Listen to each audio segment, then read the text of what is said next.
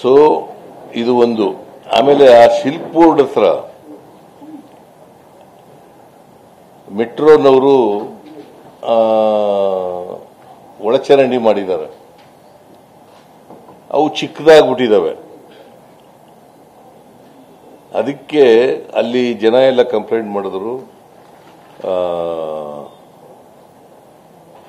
ಅಗಲ ಮಾಡಬೇಕು ಅಂತ ಹೇಳಿದ್ದಾರೆ.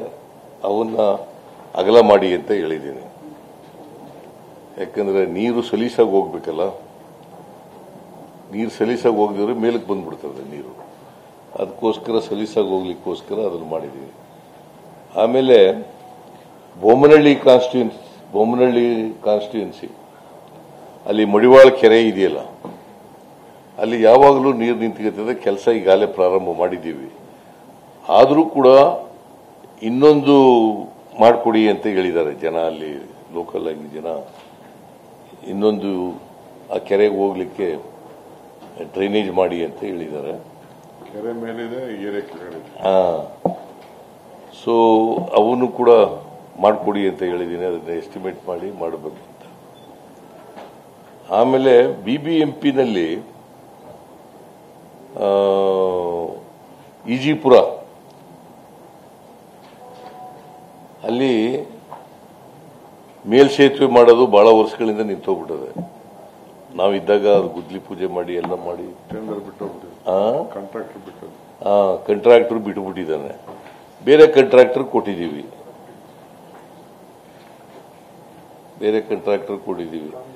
ಅವನು ಒಂದು 5-6% ಅಷ್ಟೇ ಕೆಲಸ ಮಾಡಿದ್ದಾನೆ.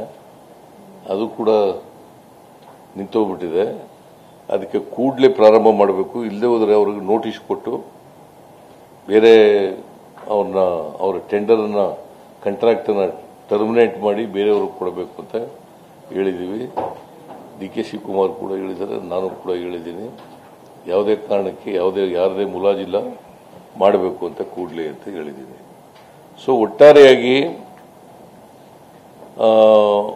ಮುಂದೆ ಮುಂಗಾರು ಮಳೆ ಬರೋದಕ್ಕಿಂತ ಮುಂಚಿತವಾಗಿ ನಾವು ಈ ತರ ಪ್ರವಾಹ ಬಂದು ಮನೆಗಳಿಗೆ ನೀರು ನುಗ್ಗೋದು, ರಸ್ತೆಗಳ ಮೇಲೆಲ್ಲ ನೀರು ನಿಂತುಕೊಳ್ಳೋದು, ಇವೆಲ್ಲ ಆಗಬಾರ್ದು ಅನ್ನೋ ಕಾರಣಕ್ಕೋಸ್ಕರವಾಗಿ ಮುಂಚಿತವಾಗಿ ಇವತ್ತು ಕೋಡ್ ಆಫ್ ಕಾಂಡಕ್ಟ್ ಇದ್ರೂ ಕೂಡ ನಾವು ಎಲೆಕ್ಷನ್ ಕಮಿಷನ್ಗೆ ಬರೆದು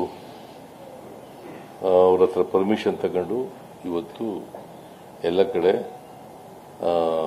ಕಡೆ ಹೋಗ್ಲಿಲ್ಲ, ಒಂದು 7-8 ಕಡೆ ಹೋಗಿದ್ದೆ ನಾನು. 7-8 ಕಡೆ ಹೋಗಿದ್ದೆ.